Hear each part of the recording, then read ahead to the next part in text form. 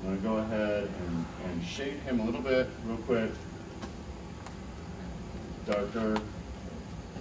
Just a little bit like here, here, like here, right? Then I'm going to take that Jared brush, the Jared brush that I made, and have the same color, and I just want to make it, I want to use the texture for my fades.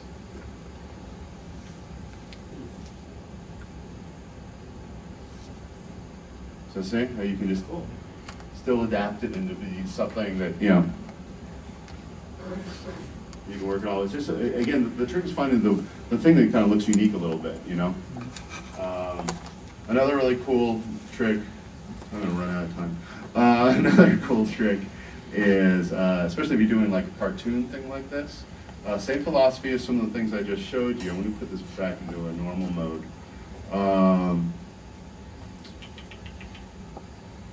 Filter,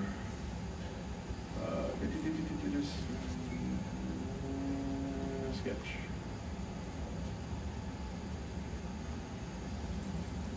Big, let's go about there, up there.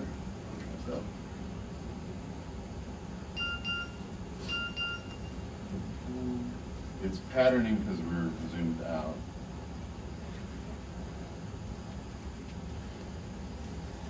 That, you know, add that to, you know, multiply later, get that nice thing. Or let's say again you want to selectively add that. That's too much. You don't want that much in there, right? So let's do again like we did before. We add layer mask, fill it with black, fill it with black. Hello, computer. There we go. And then we go back to a, I'll just use the pencil tool, switch to white, and I'm just drawing into it.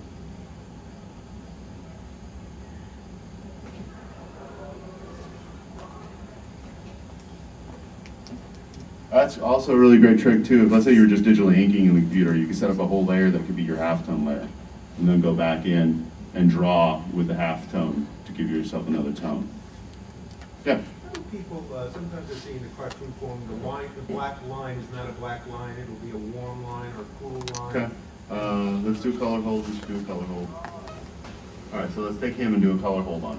Okay.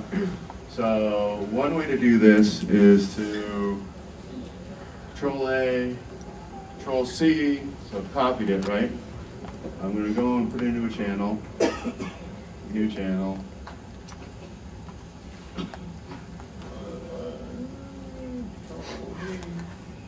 Yeah.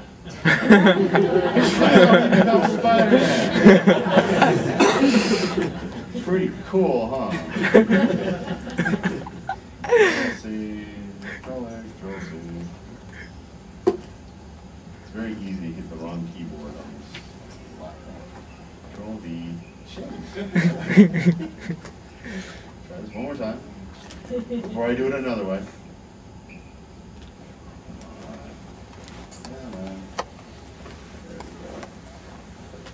All right. Control C.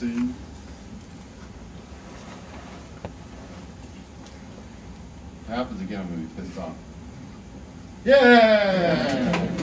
See, I have a philosophy that I believe most computers became artificially intelligent around the 286 time, and they just mess with us all the time.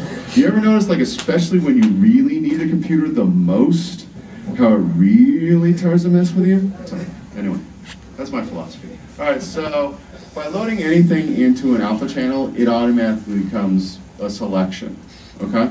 So now I just go over and see how I have the little selection rectangle tool when I go over it? I'm holding the control key. If I don't hold the control key, I don't get it. Now, everything, I'm going to have to invert it because it's selecting everything that's white, but it just depends on how you have it set up. I'm going to make a new layer.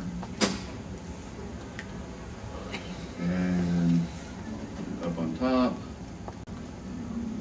And I'm probably going to have to select, invert it. So select, inverse, See how before you could see that the whole page was selected, so all the white was being selected, now all the black is being selected.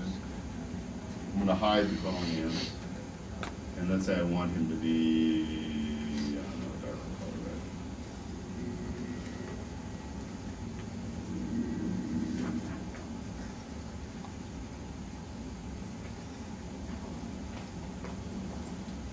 Can you multiply over that the way? If I multiply over it, it's just going to be black because it's going to be multiplying over black. So it's got to be in a normal mode or another mode. If we cycle through the modes, I got it at normal right now. But remember, it's on a layer, so if you want it just to be more subtle, it can be. Yeah, so really, just a few of the modes really give you that pure color knockout. Okay? Now, if you wanted to change that color, how would you do it? Let's bring it back to normal mode. Control U, hue and saturation. Quick colorize.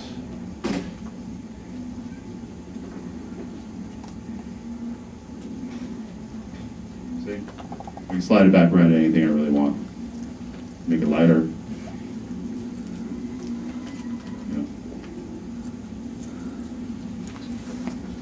Anything. Is there another way to do that without channel? The only other way to do it would be, You can add a color effect to the layer. well, you could even just, you could add a color. The problem is, if you're dealing with fairly complex stuff, it can be an issue. Okay? So you're better off having the line art that way. If I was doing a color effect to him, so the problem is, we're also got color there, so it's not just him in the layer. So we just want to affect the line art. It's really most effective to isolate the line art in some way. Okay? Now you could also do so let's go to bump, bump, bump. Here, let's go to my selection tool, mesh 1, and change it so it's not contiguous. And then that will grab everything in the color range that you want. Right? But I don't think it will be as clean as doing the alpha channel. So, see how now I've got everything? Or close to everything? You can always expand this number to a higher number. I'm going to Control C, Control V. I have another layer that's just the line art now. Now if I go ahead and use hue and saturation on it, you can see how I have now control over it that way too. Let's get colorized. See? So I'll do the same thing for you too. Does that make sense? Yeah. Okay. But yeah, there's so many, I mean, there's tons of stuff. All right, let me show you another fun tool to use in your arsenal.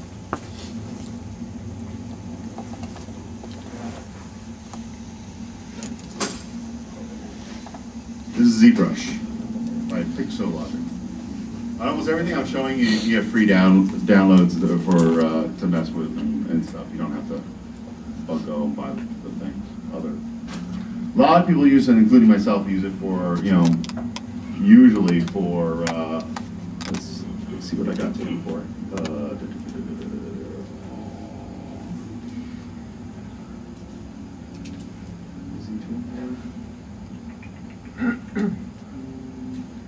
Cancel.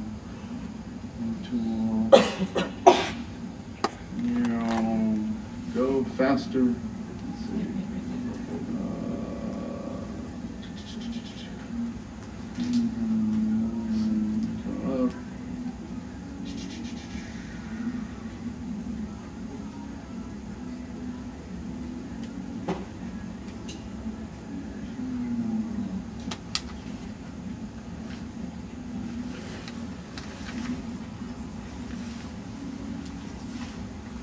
What are you doing?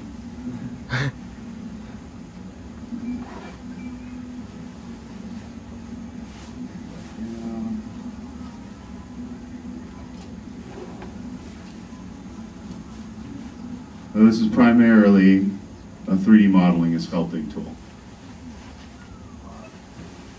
It's really fun because you can go ahead and turn on symmetry, symmetry's on, yeah. And go ahead and you essentially can